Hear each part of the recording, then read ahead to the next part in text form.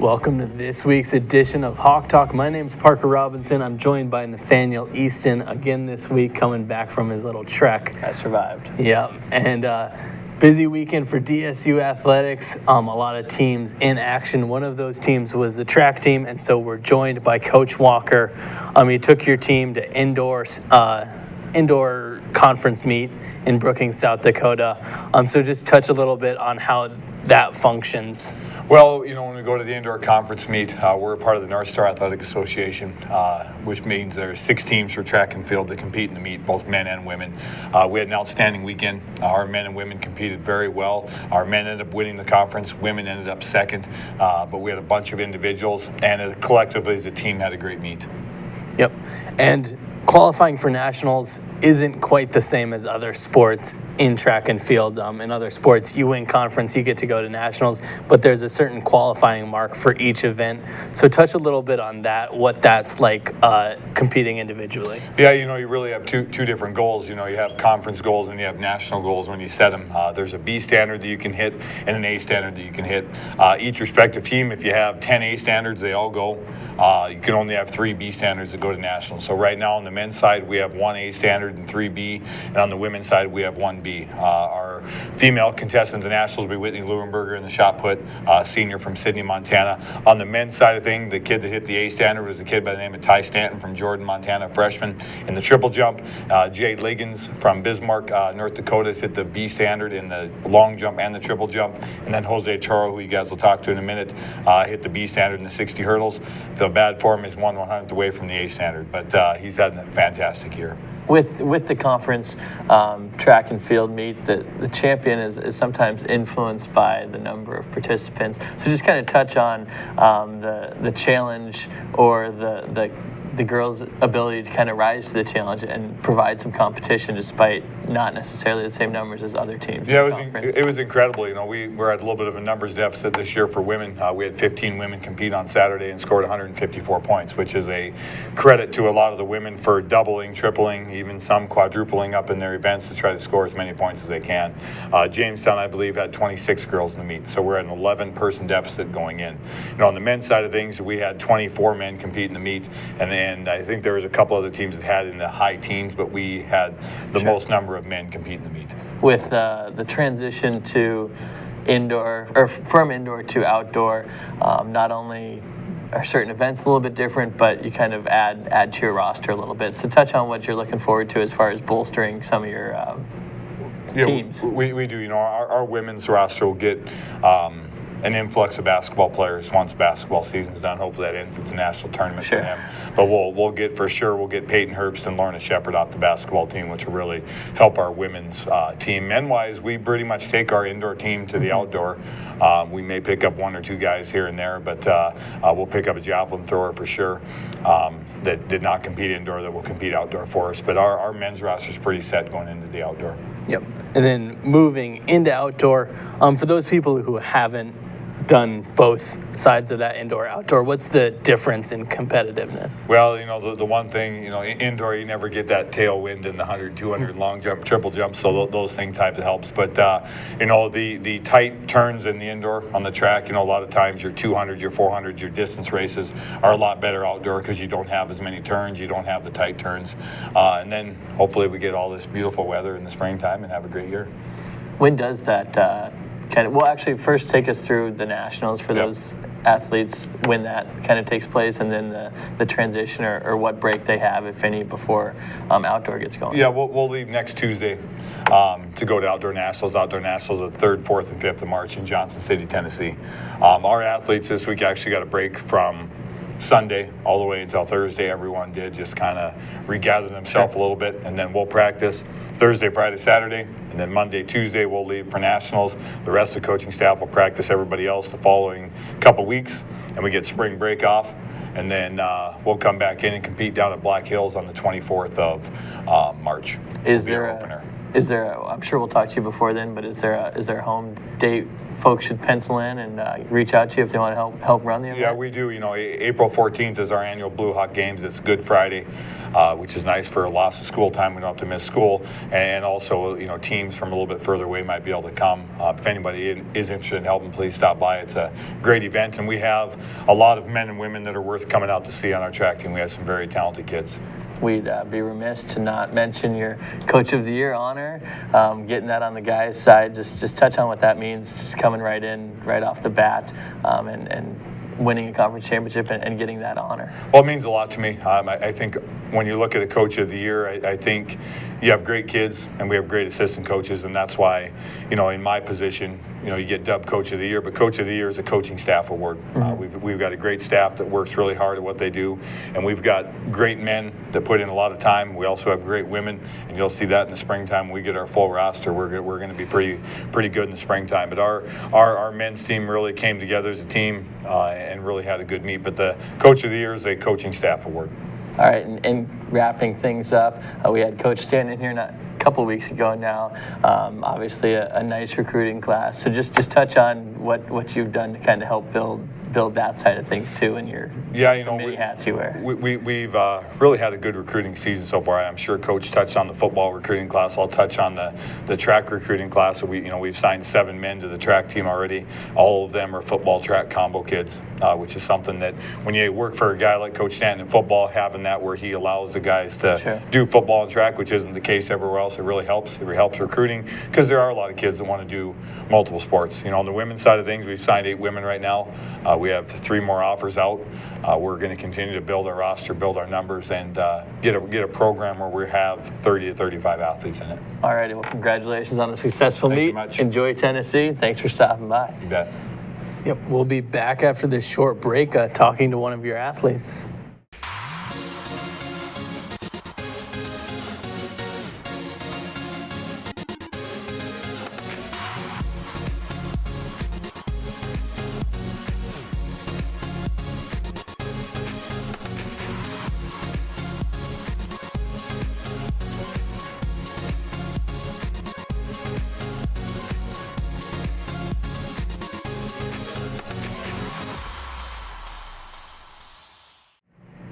Welcome back to Hawk Talk. This is the Blue Feather Focus, the Blue Feather Athletic Association, the funding body of the DSU Heritage Foundation, focused on athletics, bringing students from far and wide.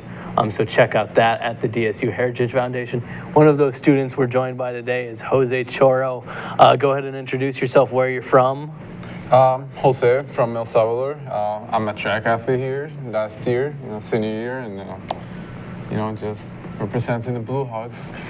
Yeah, and El Salvador, quite the trek from Dickinson, and quite the different climate as well. Not as cold as it is. So just tell us how you ended up here and how you've adapted to that cold climate.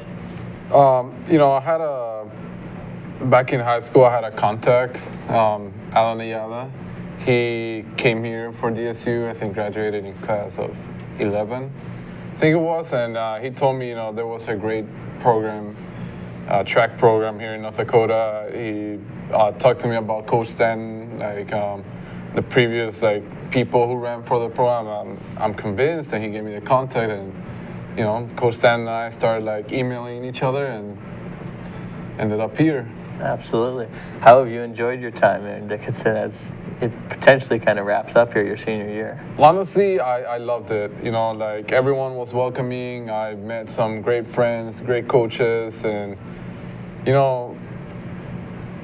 as years passed and stuff, you ended up loving more, not just your track, but people. Sure. And in general, it's a family. Always say, and just running for everyone is amazing. With another interesting kind of dynamic you've gone through, you mentioned Coach Stanton was who you were emailing back and forth. Since you got here, it's been a couple different people kind of leading the track program. So touch on that dynamic, but at the same time having the team to kind of stick through that, and you guys keep turning out championships. Yeah, it's been a little hard because every year it's been a new coach, so a new regimen, sure. Let's say, of just different styles of coaching and stuff. But you know, at the end of the day, it was the team who stuck together. We were like, you know, it doesn't matter if we got a new coach and stuff. We're still gonna do our thing. We're still gonna run for DSU. We're gonna try our best to do. And like that bond we had just made it all better. It didn't matter, if, you know, what kind of difference there was from one year to the other one. We still did our thing, and it worked out. Right, and the continued success amongst all of that is a true testament to the leadership that the team offers. As a senior yourself, kind of in a leadership role in an individual sport, how is that a little bit different than in a basketball or football? You know,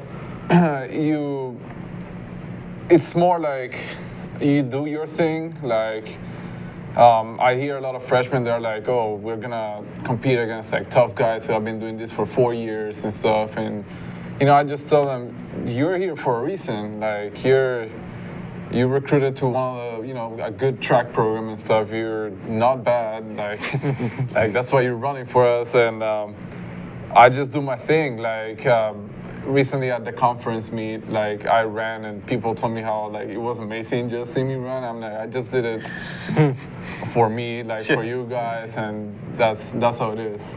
With that, knowing, especially in the 60-meter hurdles, there couldn't be much room for error, especially with those national qualifying times. So, what is the thought process there when you have, you know, such small margin for error, but you're able to you've qualified for nationals year after year now? You really don't think much. You know, it's a 8-second race, so like.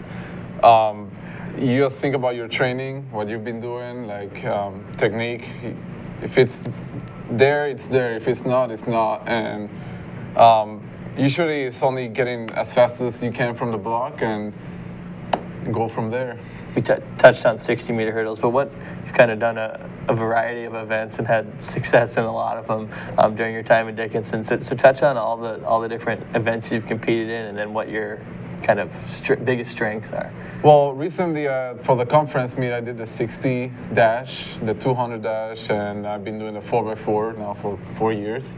4x4 is amazing. You know, it's like you say track is an individual sport, but in that one you really have to come together with 3 other guys in order to like pull off amazing times and win and stuff. And then 260, I didn't really know I had that in me. Like I haven't done it in 5 years and stuff, and you know, tying with for first in the 60 was like a shocker. I couldn't believe that happened. And then the 200, breaking 23 seconds, coming fourth in the conference meet. I wasn't expecting that. And you know, it's just hard work. It finally paid off. What events are you looking forward to outdoor season? The 110 meters, for sure the 4x1, the 4x4, and I don't want to do it, but probably will be doing the 400 hurdles too. With your time kind of wrapping up as a senior, first off, what are you getting your degree in, and what do you hope to do with that once your time running for Dickinson is complete? I'm getting a degree in exercise science, and hopefully going for grad school to go for PT. Okay. You know, my first year here, I was injured. I didn't run for DSU. I had to redshirt. And after that, it touched me. I'm like, you know, the way Tim treated me and stuff, I'm like, I want to do that. Like, I want to help other athletes overcome their injuries and come back to track or basketball, football, whatever they do, and come back and do what they do. What would you say is the biggest thing you've learned coming as an international student and being embraced here in Dickinson? Yeah, I would say family. Just, you know, people came here. When I came, they were like asking all these questions of how I was home and all that stuff. And, you know, they've been amazing. Like, everyone has been so open with me, and they showed me everything about them and stuff. And, you know, it's been amazing. What are you looking forward to down in Tennessee? Hopefully get All-American. That's the aim. Last year I missed it by 1 spot, so you know, now I'm trying to do my best to give a name at DSU, you know, on the national level.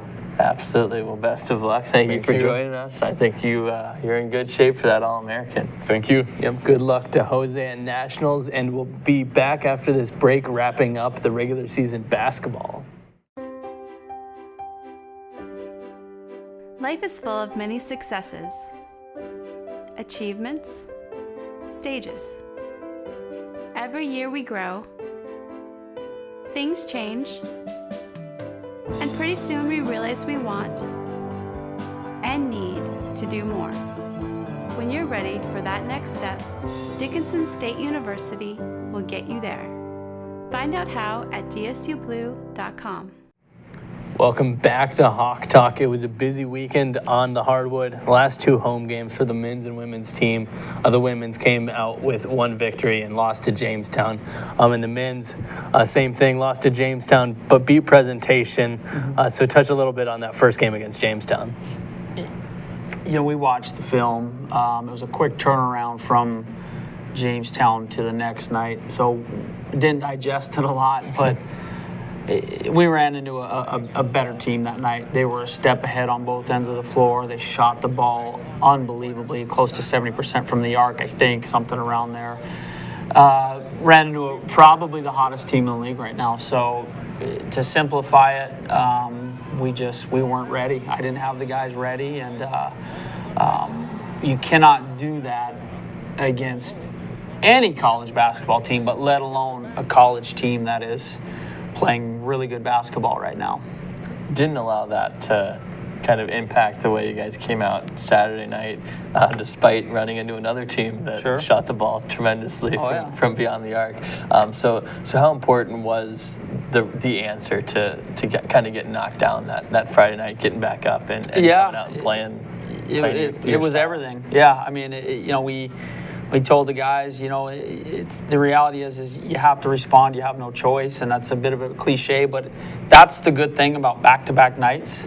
You don't have time to sit and sulk because you got to turn around. And we really tried to do that next day. That next morning, we got up Saturday morning and immediately went into prep mode. We showed the guys film on presentation, just recap the negatives of Jamestown, why they got to where they were, and then moved on to presentation, and it paid off. Our guys responded well. Right, and we've said it time and time again, the guys just always seem relaxed, and so I think that sure helped into going into that presentation game. Yeah, that's the thing about this group is, I think that feeling out portion, that relaxed, steady thing can hurt us against the Jamestown. This group, and I make no mistake about it, and I don't care if I'm giving away an advantage here, they like to feel themselves, it's like a championship fight. You watch a championship 12-round fight, that first round is usually really uneventful, and because guys are feeling each other out, the timing, it's like in baseball, I'm going to take the first pitch. Yeah. I'm not going to swing. That's this group, and I've struggled getting them ready for games. I don't accept that. I don't say, well, that's just this group. I'm okay with it. I'm trying to fight it every game. But that's where we're at, and knock on wood, we've been successful, but it caught up with us Friday. So, but the positive to that is we've been down in games this year. We've been down in the standings. We were pretty much first place all year. Then we found ourselves in second, going into the last night of the season, battling just for the second position, and things worked out where we, was able to get ourselves to the top there. But they don't panic either. So sometimes you got to take the good with the bad a little bit. Ultimately, due to Bellevue suffering a loss that Saturday night, the win against Presentation allowed you to achieve a goal that's been one of yours since you got here. So just touch on how important that is to you and a testament to this team. I got to be careful. We have a lot of season left. We want to win this tournament. We want to go to the national tournament. There's going to be plenty of time for reflection. Sure. But the reality is, we were able to capture a conference championship last Saturday, and that hasn't been done in the regular season since 2001, when most of these young men were not even in junior high.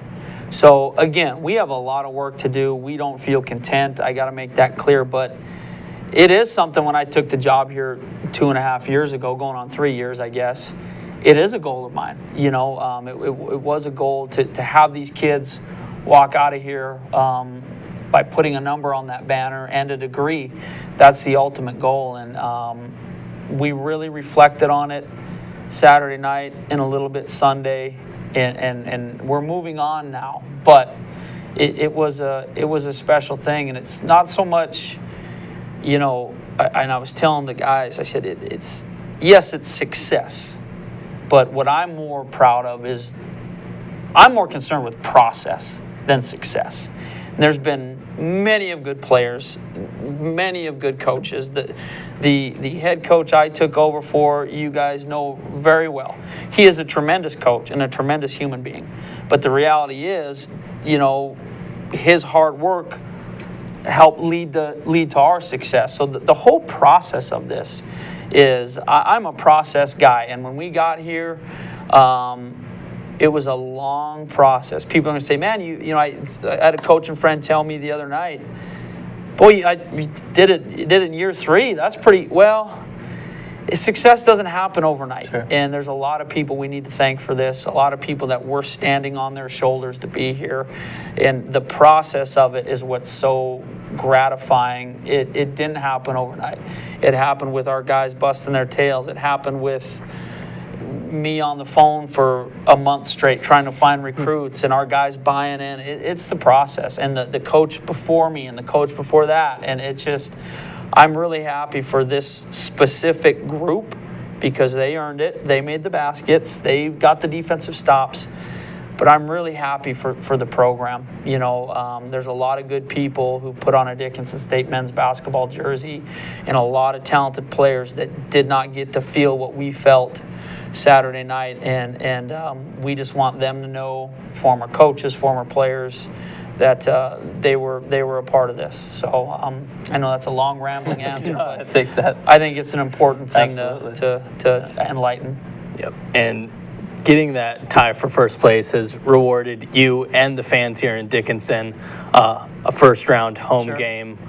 So playing in Scott Gym at least one more time. Sure. If you win, you get another. So how nice will that be to play in your own gym? Yeah, switching gears to my Dr. Phil philosophical, warm and fuzzy stuff, to the reality of it. Yes, we earned a regular season championship, but also we've earned the right to continue to advance at home. And we've been, with the exception of Friday night, we've been really good at home. And we put ourselves in a nice position to take care of business at home Thursday night, and then we'll worry about the next night when that comes around. But you're right, you know what I mean? You go from the warm and fuzzy stuff to the actual, what it meant from a short-term standpoint.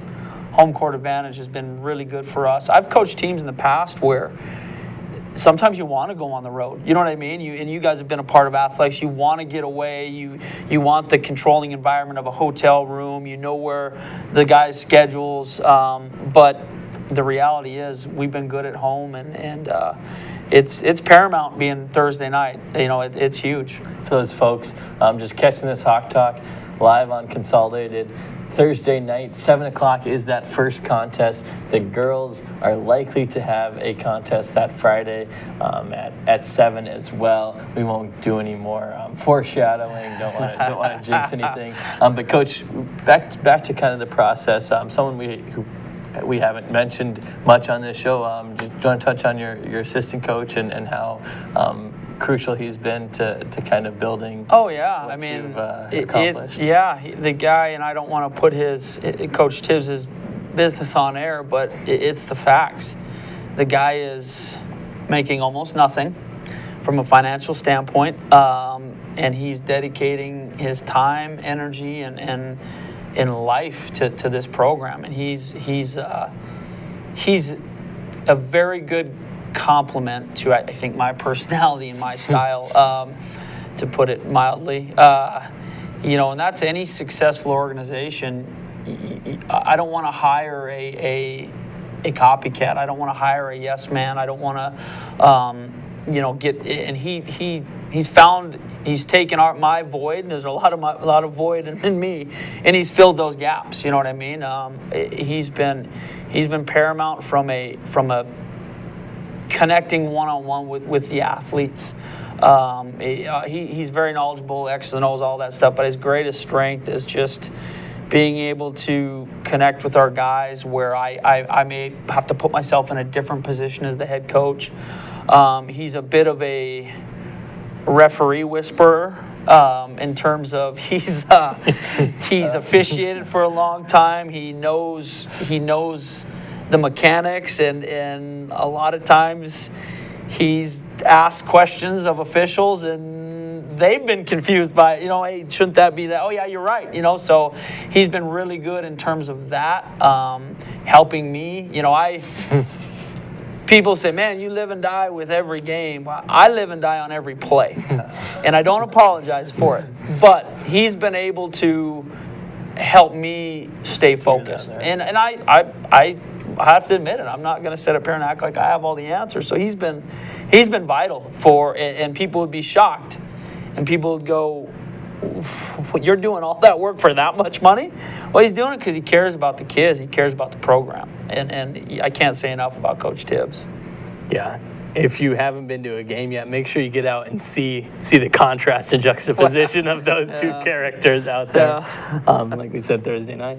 The other thing with the last home games, regular season home games, comes along with senior night. So Sure. kind of in closing, it's an interesting group. Yeah. Some have been here longer than others, but just kind of put a bow on some of what those seniors No, I have meant. appreciate you asking that question. That goes back to the process thing. Fan is short for fanatic. Sometimes when you're a fanatic, you lose sight of the process. That's why this day and age of coaching, guys are hired and fired at the drop of a hat, because it's that fanatic craze. And what I mean by that is this senior class, in terms of last year, again, this is only year 3 for me, but we had a heavy junior college group, so most of them have been here just last year and this year.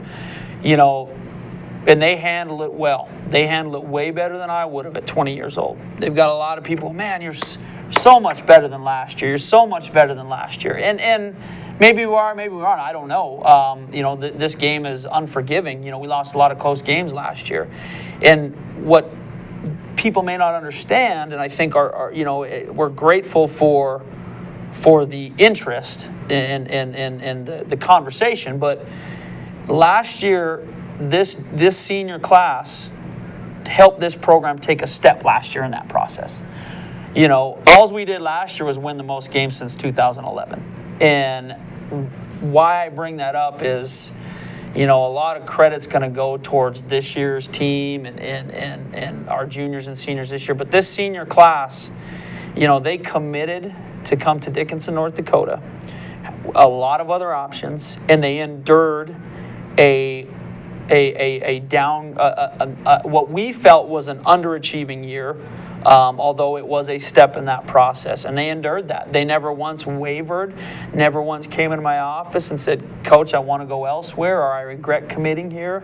Guys like Reggie Fields, Dante Clark, they work part-time jobs to make up for what they owe in tuition. I could go on and on. Micah Brown's been here for all 3 years of my tenure.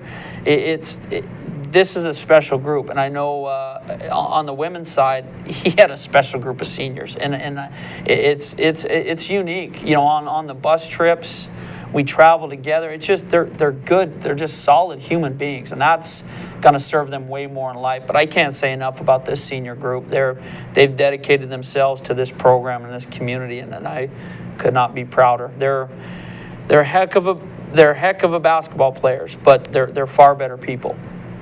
Yep. Those seniors, as well as the rest of the team, gets to play in Scott Gymnasium at least one more time Thursday night at 7, taking on Waldorf. Give us a little sneak peek at that game. Yeah, Waldorf just beat the number 1 team that helped us share the title. So we all know thank you, but we'll just leave that off the court. But there it is. There was a thank you. No, they're well coached. Again, they're playing really well right now. Just beat the number 1 seed last Saturday.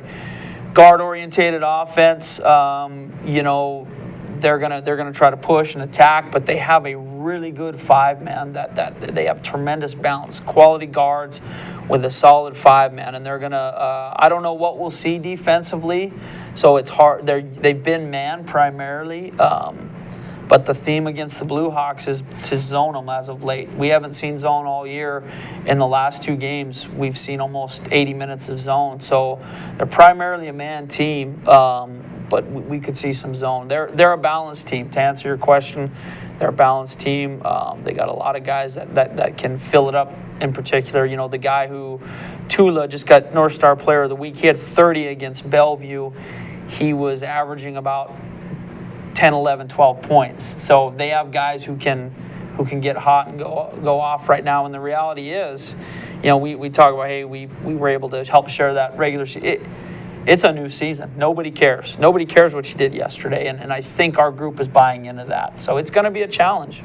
All right, Coach. Thanks, Congratulations guys. on the regular season. Let's Appreciate keep it rolling. Yep. Thank you. Be sure to check DSUBlueHawks.com, see how that game Thursday went if you weren't able to be in attendance, but also figure out when those next upcoming games that we hope to have will be. Yep, we'll see you next week. Hawks are up.